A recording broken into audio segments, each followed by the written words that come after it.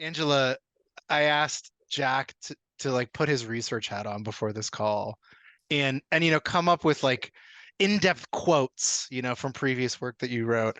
Oh And he Lord. said he sent me this Slack message. He sent me this Slack message. He's like, I don't know if you know how cool Angela is. Like this is the Oh, most im please. impressive person that we've had, and that says a lot.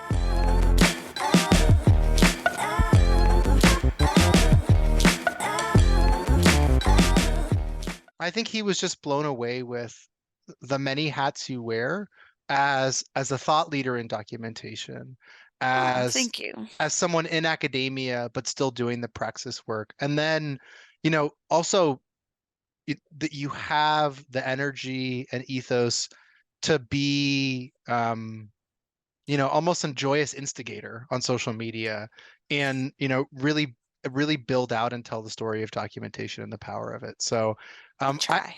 I would like you to kind of introduce yourself, Okay. stating, what you're doing, your work, and then also what you're excited about.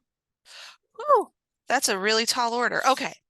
Um, the what I'm really excited about part, we're gonna need more than a half an hour right now. Anyway, I'm Angela Stockman. I am an instructional designer at Damon University, just outside of Buffalo, New York, where I also get to teach every single semester, which makes me incredibly excited. So this year I taught and I still teach sociolinguistics in our hybrid liberal arts department or program. And so that course is fully online. It's an asynchronous course. And my students are Hasidic women from Brooklyn who I learn an awful lot from. Um, I teach sociolinguistics and advanced composition in that program. I also teach for our education department. I teach adolescent literacy. I also teach instructional methods for reading, and I teach assessment methods, which is where I'm playing around a lot with this particular tool. And it's fabulous because students are documenting their learning in my assessment methods course, and they're learning a lot about why documentation should be an important part of their assessment repertoire in the future. But it's really, and what's really exciting me most is we're only maybe 4 weeks into this new semester, and they're already realizing that this is about so much more than assessment. And today's conversation in class was all about how documentation is how I've avoided burnout. It's documentation that wakes me up at 1 o'clock in the morning with like really cool ideas and discoveries. And that is what really has me most excited right now is, I had the opportunity to teach for a really long time. The first, I guess, uh, the first act of my career, I got to spend 10, 12 years in the classroom and I taught mostly at the middle level. And then the second act of my career took me on the road and I got to work with lots of amazing teachers. And I still get to do quite a bit of consulting work. But when COVID came to town, I became an instructional designer. And a lot of my work is around serving instructors on our campus who are pursuing quality in online learning. And lots of conversation about things like, ChatGPT right now and AI and all through this, I just keep thinking it's about documenting the process instead of hypervaluing the product. And when things like ChatGPT come into my world, it doesn't really rock me too much because I'm like, well, if you are really valuing what you're doing through the process and you're documenting the process work and you're really reflective about that, and like what I'm really excited about is helping my students see differently, helping them see better, and sort of what I've been thinking a lot about is between now and the end of the semester, how do I scaffold that for them? How do I create just right invitations so that they're not necessarily pursuing documentation in the same way for the same purpose over and over again, but they're really able to kind of experiment with all of these different and incredibly rewarding approaches so that they can get a sense of how textured this is. And that's how I think about teaching well is how do I invite better reflection? How do I model better reflection? How do I model myself better documentation? How do I help them like peek into my process? And so when people are like, well, they can cheat on the exam now.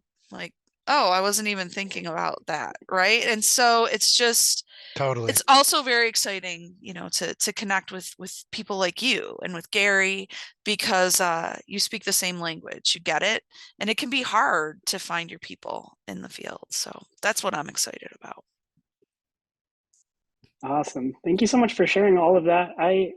There's like so much to go off of there, and I definitely want to revisit the ChatGPT discussion. But Yeah. something that when I was diving into your like my little research assignment on you, I didn't realize how prolific of a writer you are. You have Oh, like I a love bunch to of books write. that you've published.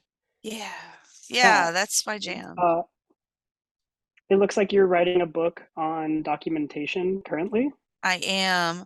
So it's really interesting because years ago, when I began learning more about documentation, I very rapidly became Reggio inspired.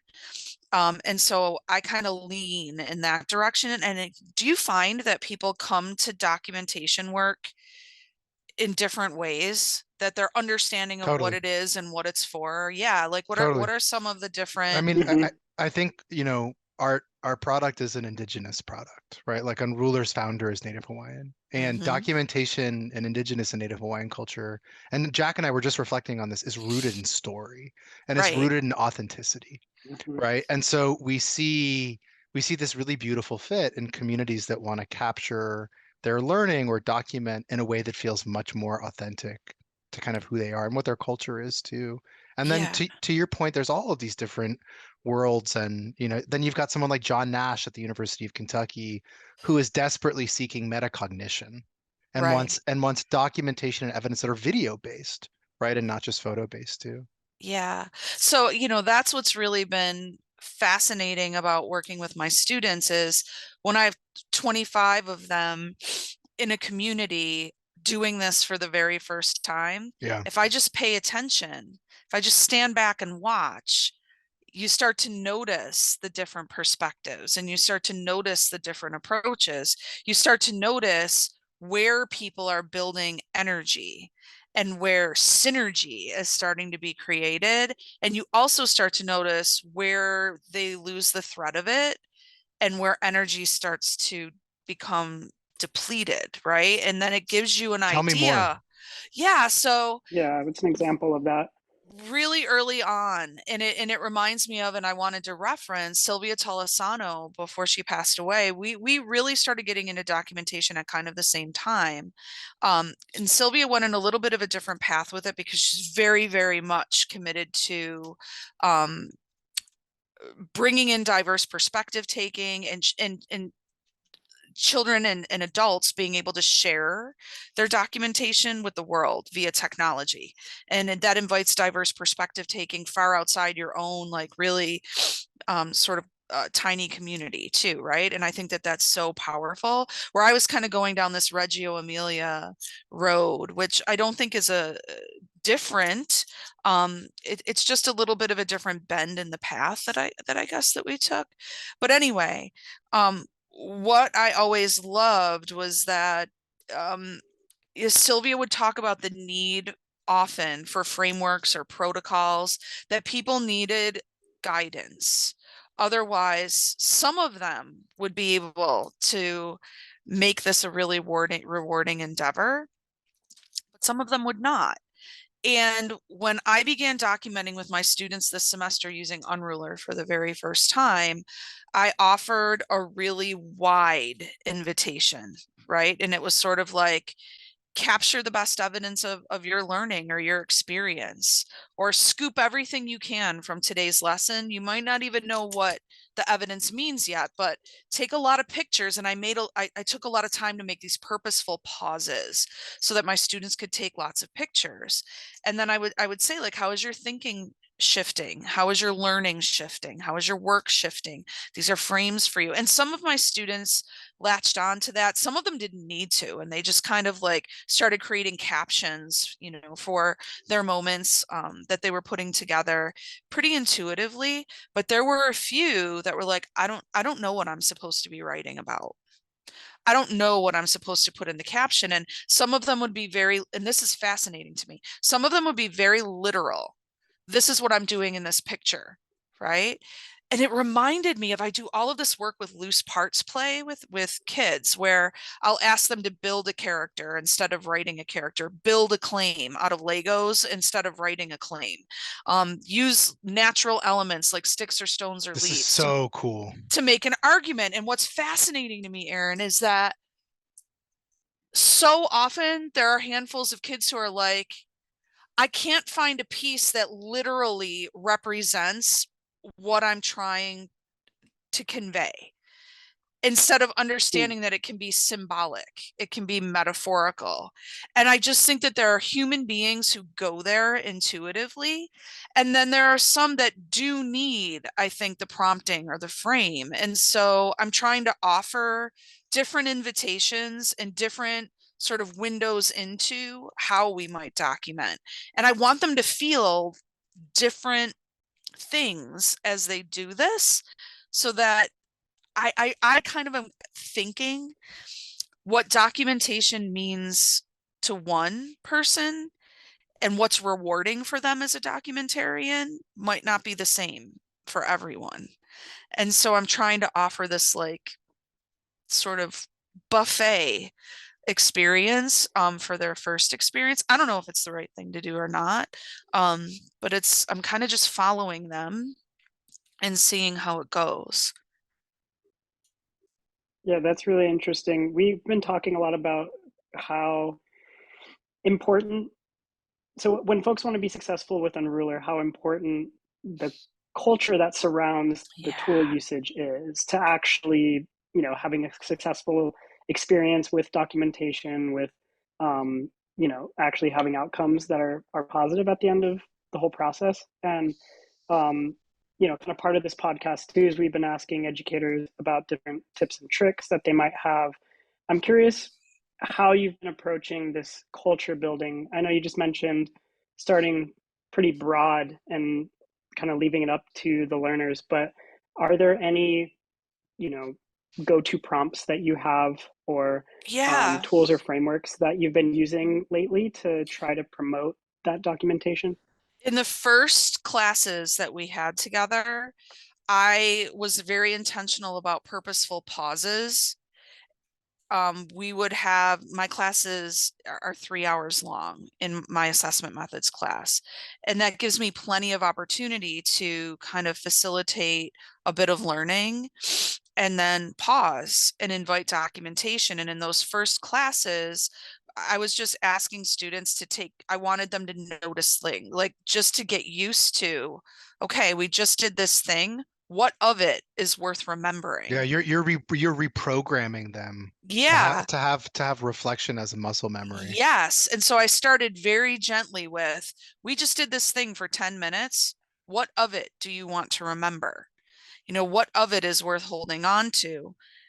And they took some basic photographs, right? And they started sharing their initial thoughts in their captions. And that was a really great formative assessment for me. And I realized that some of them could use a frame to think a little bit deeper. So I used what I call a 60-second reflection. We just did this thing for 10 minutes, grab some images, grab some video. How is it representative of how your thinking changed, how your learning changed, or how your work might change? So that frame worked really well. And then in the third class, we experimented with here's what, so what, now what frame. So here's what I'm sharing. Here's what it is. Here's what I was doing. So what? Like, why does it matter? And, now what am I going to do with this? In today's class, we actually started talking about the way we speak to each other in class. And we started talking about how not just cultures of documentation, perhaps, but learning cultures do not often thrive where heavy compliments or criticism are prevalent. But that if we can frame the way we talk to each other in terms of warm and cool feedback, and really providing examples of the difference between warm feedback and a compliment and cool feedback and criticism, because I want to get them to a place soon where they start engaging with one another inside of Unrulr about the things that they're documenting.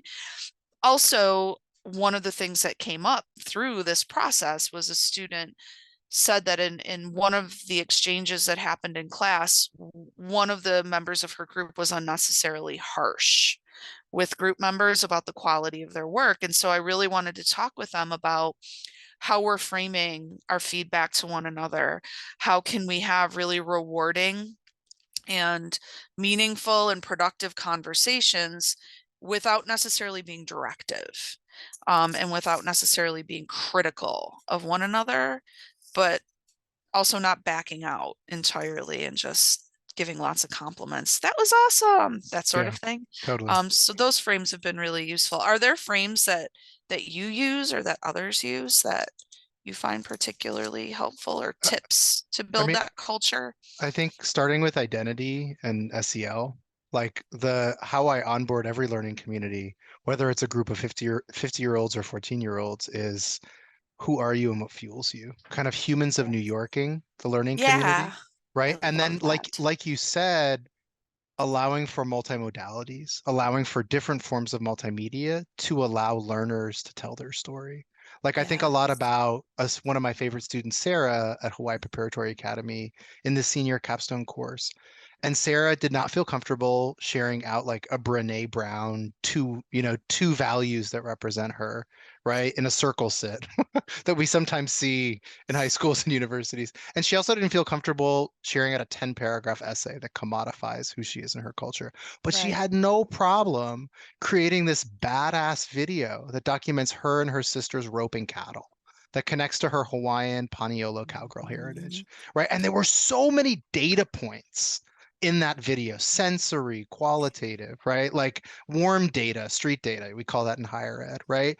That showcased her family, her relationships, her culture in a way that an essay would have never been able to do. And so Yeah. really starting with a foundation of identity and creating vulnerability and trust, I think has been a big one too. And then I think like what you really make me think of is this hard shift of getting learners to go from passive to active in their education because they've been Mhm. colonized to not be active, right? To Right. only put forth perfect work, to only put forth perfect reflections that will get that pat on the back that's either a grade or, from their teacher. And so really, messing with that, right? And shifting that dynamic and telling them that the more active you are, the better our learning community is, has been really a big core part of what we try to do at Unrulr too. And I think we're really, in my class at least, in this sweet spot where it's starting to tip in that direction, and they're revealing a value for documentation. That's also, there's a vibe in the room that's very different, Totally. Totally. That's right? that culture piece, right? Yeah. And it's like, I want to be able to document that vibe. And it shows up just in the glances they give one another, in their Oh, I body love this. language as I they're love moving this. across a room, right? In the things that they are willing to say now, the jokes that they're willing to crack, right? Um, the way that they'll tease me a little bit. It loosens everything up. And I think what it feels very much like our first prompts initially were around identity, and I usually do some form of empathy mapping in class. I also feel very strongly that when we invite multimodality, it's protective Yes. to some degree, because especially if I invite loose parts play, where I invite learners to use their choice of materials to represent who they are or how they're feeling, not everyone is going to be able to interpret that, right? There aren't written words in something that you create a little bit more artistically. Perhaps there's an aesthetic, and you can decide the degree to which you're going to reveal what that means. And so it can be of profound importance to you. It can reveal something incredibly critical about who you are. But if you don't want other people to understand that just yet, that's all right. And you don't have to. And so your work can be honest and it can be self-rewarding, and you don't have to expose yourself at the same time. And I think that there's a piece of in there around documentation as well, that where it allows us to, we can capture things that we didn't anticipate, the unexpected, through documentation. But I think that we can also share what we choose in a way that we choose, which can also be incredibly self-protective if we need it to be. And I think that that's really a big deal. Are the learners that you work with primarily, is that in person, or do you do a lot of distance learning settings? So I teach 2 classes asynchronously, and I teach 3 of them face to face over the course of a year. So I'd say about Okay. 50%. I will say this though, the courses that I teach asynchronously, I have many more students that I'm teaching in those classes.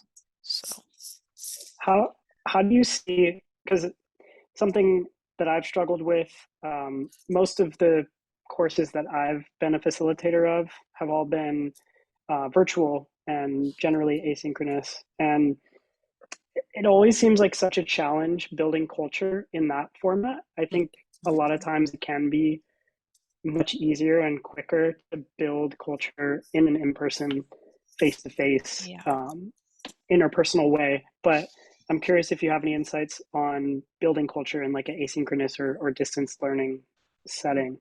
we rely on video quite a bit. Although I will say this, and it's something to play with, and maybe, I don't know if this is the right place for the conversation or not. As I mentioned before, the students who enroll in my asynchronous courses are Hasidic women, and their cultural values are very different from mine. And their cultural values sort of define which technologies they are allowed to use and those that they're not allowed to use. And so there are some students who are very comfortable and encouraged by their families to use video. And I find that that really warms up the space. However, it gets tricky when I have 20 or 30 students in a section watching all of those videos. I know that we don't have the time to watch all of those videos. And so it isn't necessarily the same as engaging with people in class.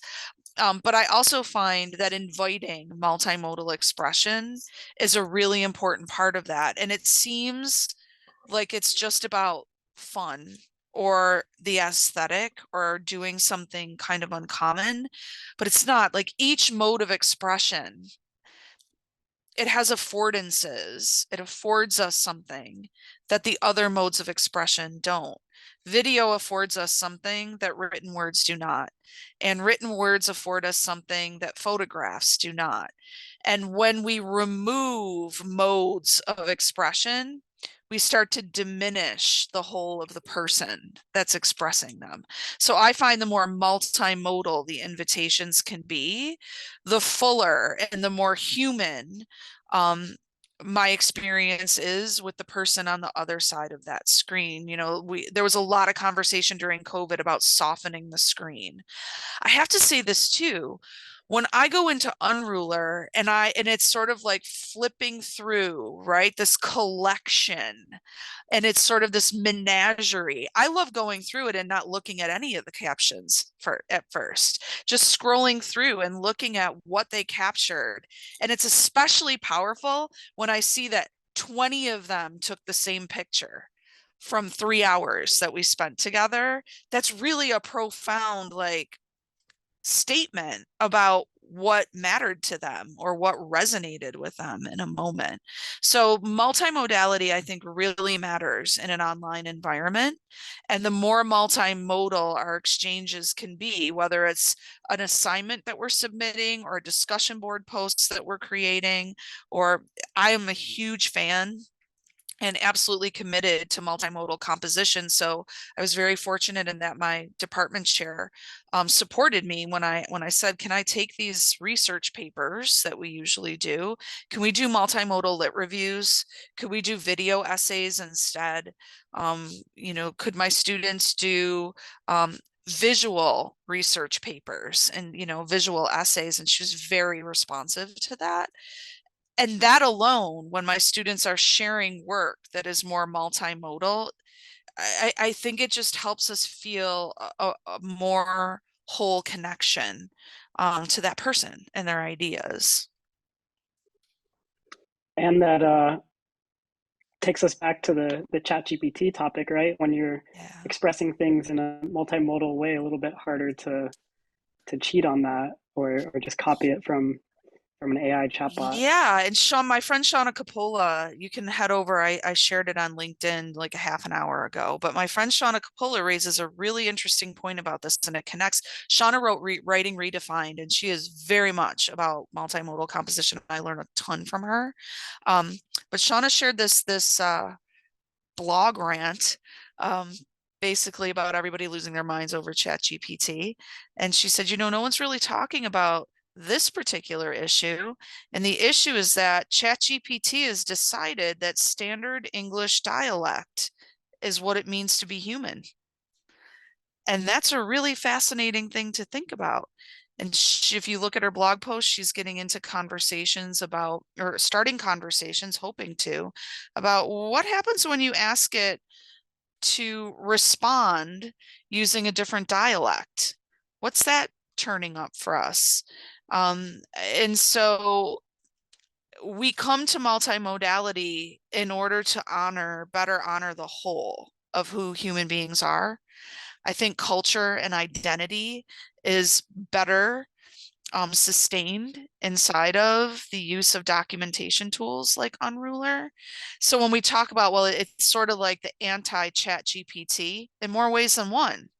And that if Chat GPT is saying and defining itself as a tool that can replicate what it means to be human, and you've decided that the way it is to be human is to speak standard English dialect, why, that's kind of problematic, right?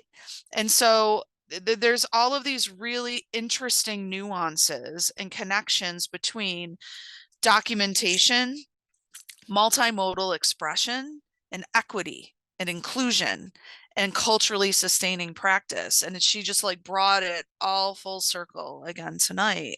And so that's kind of what's rolling around in my mind. I think that when we start getting, well, they can cheat on my test or they can cheat on my exam. That is such a limited way of thinking about what could be problematic about this tool. Yes, it is problematic, and that's the least of our worries, maybe. And there's opportunity there too, but like all things, it is the whole catastrophe. I think what's so wonderful about this, it's not even a debate, but conversation, is that if you have assignments that have no documentation of process, if you have assignments that Chat GPT can easily cheat for and can pass, then maybe your assignments are problematic, right? And not Yes. rooted in reality or not rooted in Yeah. relevancy for learners, Yeah. where the assignment itself is deeply beneficial for their growth as human beings. Yeah, absolutely. And I think that this speaks to another issue that we don't talk an awful lot about. Um, but I think that there's lots to discuss here about how well we are supporting instructors at every level. It's really easy to point fingers at instructors and say, you need to do it better. Well, if we were never taught to do it better, if we never had examples of how to do it better, and now we're dealing with, a teacher shortage, substitute teacher shortage, limited time, a lot of emphasis on what makes us money and not what makes us whole inside of any of these systems, what helps us learn. Um, it gets really challenging. I have a lot of friends who I have a ton of respect for, who would say, I have no idea how to assess differently. I have no idea how to create a different opportunity for learners. And that's why I think the work that all of you are doing here is so important, because you make it so visible and you're working so hard to have reach, and to kind of provide people different pathways that they can consider kind of traveling. And it's important. It's hugely important to go in that direction, and not just because kids can cheat on the test with ChatGPT or it'll write their essay for them. Yeah, that is what I love, is that you're not just saying that is problematic, you're also saying, and here's a solution. Totally. Here's Totally. an idea, right? And you're gathering this community of people who are more than willing, myself, Gary, other people, include, like all of these people who are willing to say, I'll share my ideas with you. You know, I'll open my classroom to you. I'll let you peek into my work. I'll hop on a call. I'll help you figure it out.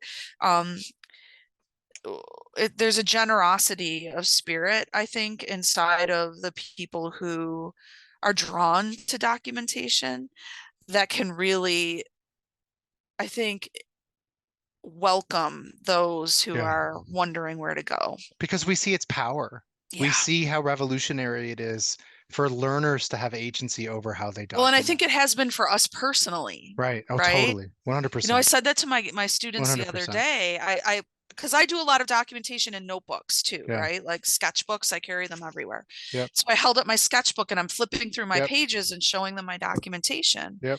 And I said to my students, you need to know I've been doing this for 30 years. Totally. And I'm still losing sleep because I'm excited about doing this. Totally. And it's because I document my learning, you know, and that was before Unrulr. Unrulr has offered these all new opportunities, right? And some really gorgeously different things that I can now do. But in general, it's the act of paying attention and trying to see things differently that's really powerful. The act of paying attention and Yeah. seeing things differently. Yeah, like, oh, I love that. Yeah, like I told them the story about, we took our kids to Philadelphia when my oldest was 10, and my husband is a huge history buff. So when we go to a museum, he reads every word on every placard. And I have 10-year-olds in Philadelphia for a week. So she's losing her mind, and I also don't want to rush him through all of these museums. So I handed her my camera and I said to her, you're the family documentarian. Oh, I love this. And I need you, and I would give her different prompts. These are the things I need you to take pictures of. And she would spend an hour taking pictures of just very interesting things on one street. You've empowered her. Right. And you should see our scrapbooks from that trip, because she just loved taking those photos. Now she's a graphic designer, right? Oh, it's so and cool. went to design school. And she is a storyteller, but the way Yeah. that she tells her stories is very visual. It was all about learning to see. And I used to not enjoy going to museums with my husband too. And just last week, I said, I want to go to this exhibit and this one, and we're making this list of stuff to do in the spring. He's like, you never used to like doing this stuff. And I said, yeah, well, I learned how to pay attention to different things. So you're paying attention to, you know, the history perhaps inside of this. I'm paying attention to how this exhibit was hung together. I'm paying attention to how it's interactive.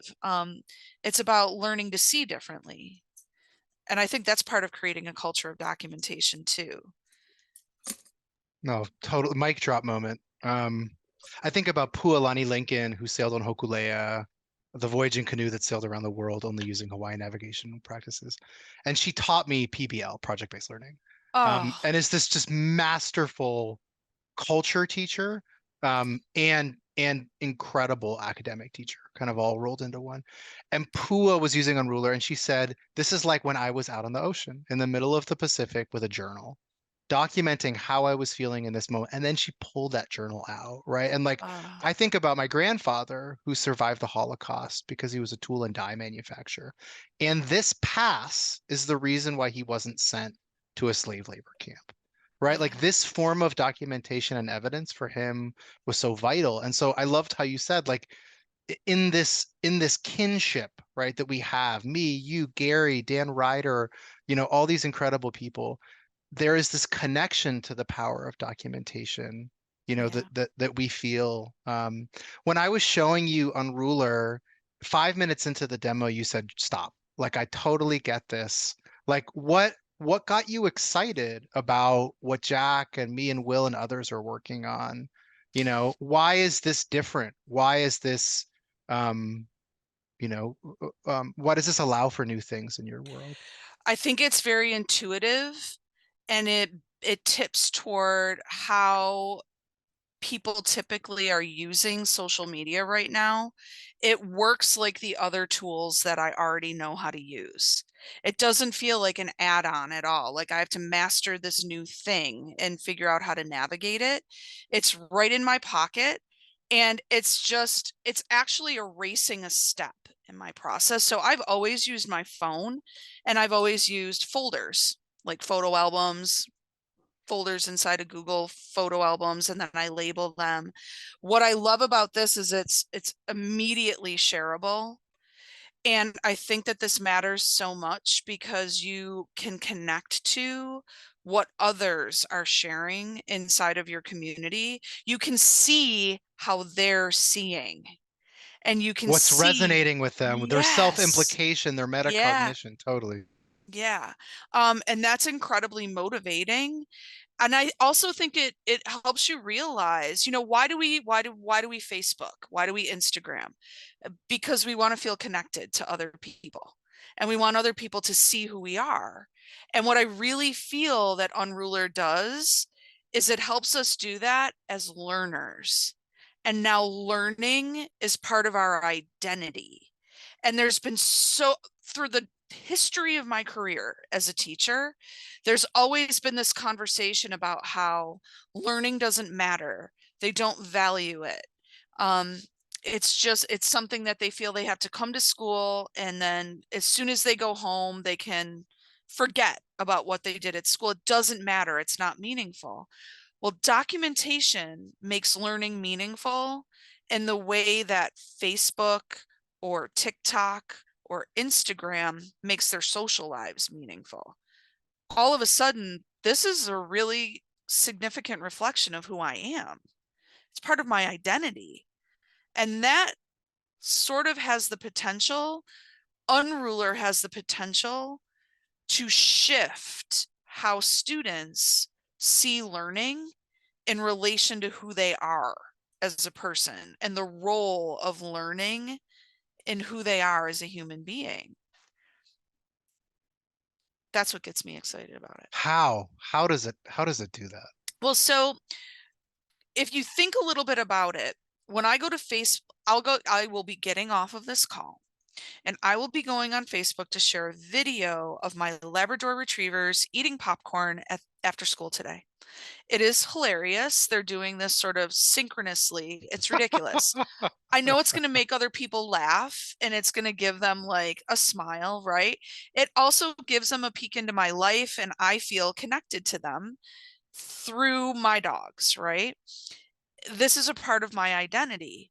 I don't know that there are other ways in which we do this as learners. And this whole notion of documenting some part of my life that matters to me, sharing it with other people in a way that makes it really visible so Yeah. that they react and connect with me back, that builds my identity. It helps me share my identity, but it also shapes my identity, right? We don't do this with learning. No, We always put learning over here. totally. And tools like Unruler, they function exactly like those social media networks do. It's the same thing. I'm Right, sharing a piece of who I am. right. I'm sharing it with you. I want you to react. And now people, what's happening in my class, people are. And I really feel that that's what's shaping the vibe in my classroom. And I really feel it has the potential, this practice and this tool, to really humanize learning and to make learning something that we really value as a part of our identity because it functions that way. Yeah, I mean, my entire work, and Jack is there with me. Jack was the videographer at Nalukai, the youth entrepreneurship program I run. I've just got to work with this glorious human being forever. And every initiative, Jack is there at some point. And the hardest thing to do is to get learners to feel a sense of belonging and Yeah. confidence and almost worthiness, right? That they're worthy of sharing out who they are and they're worthy of sharing out their process and their reflections with others. And it's so damn hard to do that, right? Like, like I often say you have to summer camp it sometimes in class first so that you can try to build that out, that culture out that gets Yeah. them comfortable enough to be able to do it. But it's hard. Yeah. Some of the most humbling moments that I've had as an educator over the last 30 years have been those moments where I've made an assumption that a learner was struggling with something simply because they weren't doing it in my class. Mm. And then I encounter them in a completely different context and see that they're actually far more expert at that thing than I am. But the invitation that I was extending wasn't one that they were really finding very meaningful. And a lot of times it's because I was demanding the use of written words. I was an English teacher. Where if I had invited multimodality, if we had had an unruler and they could have used a video, if they could have taken a photograph, if they could have shared documentation of themselves doing this thing in another setting. For instance, if I want you to make a claim and use evidence to support it, one of the ways I can expect that is for you to write an essay in my English class, but maybe you're actually part of a citizens action group who found out that perhaps the factory around the corner from this house I'm sitting in right now is poisoning this entire community because you were doing air testing, and you were using a bucket to test the soil and you won an EPA award, or your mother did for that, or someone else. Like, this actually happened in my community where young people were doing the work of really important activism and they shut that factory down.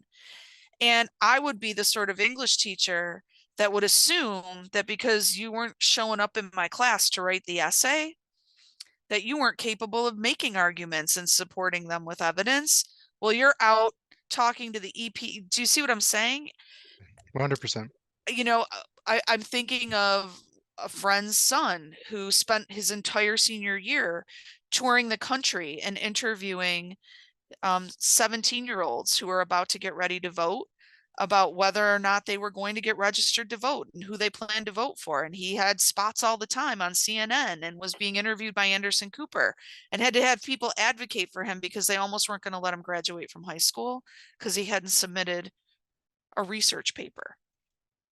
What if we know what our standards and objectives and outcomes are, Totally. but students can share that work from outside of the walls of the classroom? They can document what they're doing outside of school and use it as evidence of their ability to meet our outcomes and objectives that we have inside of school. I mean, that's why I have this job, right? That's Yeah. why I'm pouring my heart and soul into not just technology, but human connection and joy and trying to deconstruct those false walls that block out, relevant reality. Yeah. Oh man, there's so much. What's your philosophy of education? Oh, that's a big one to throw at me I'm gonna throw it to you towards the end of the conversation. um, my philosophy of education. I strongly believe that the more that I can be aware of where learners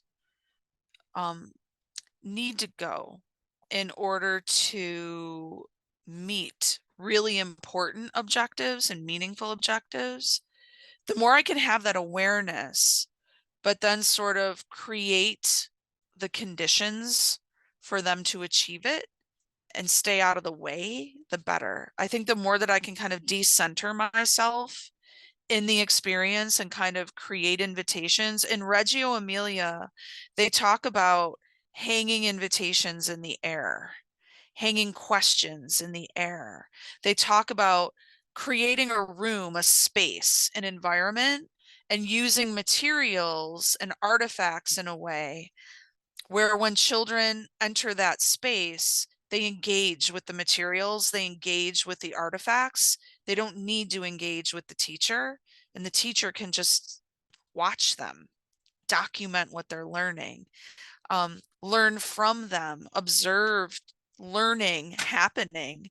I think that we would be on a much different path inside of American school systems if we had had the ability to do that. To create invitations, invite engagement with materials, with each other, right? And kind of position ourselves as learners inside of that, the better. That's kind of where I come from. Now I know why I like you so much, because I have a similar ethos. Jack, do you have, Yeah. I mean, it was funny. Jack was doing research and he said, this is a 3-hour conversation. Like, Aaron, do you think we can convince her to have more than one podcast episode? And I said, absolutely. But we're not going to talk to her for 3 hours the first time. Jack, do you have anything to close us out with? Any kind of questions or, prompts or musings for Angela?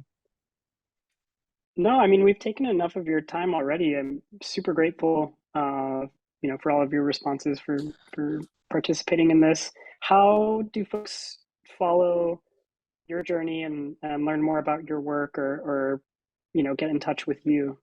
I am pretty active on social media. So I'm Angela Stockman at Angela Stockman everywhere, on LinkedIn and on Twitter. On Instagram, I'm Angela_make writing, all one word. But people can find me in those spaces.